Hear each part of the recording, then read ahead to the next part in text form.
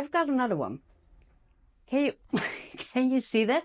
It says a ragdoll or oops, a ragdoll cat or better. So this is from my 2016 this thing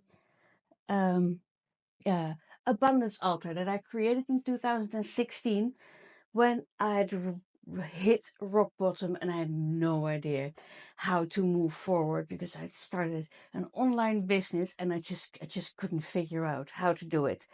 And so one of the things that really moved the needle was me creating, like really giving it my all to create this abundance altar. So, and one of the things that I wanted was a ragdoll or something better.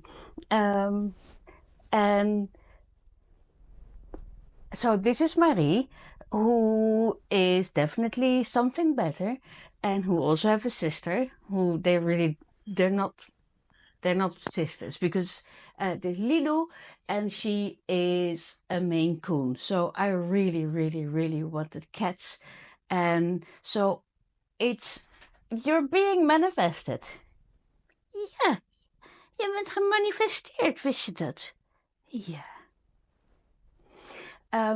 Oh, and so I've added the 2016 videos to my free program.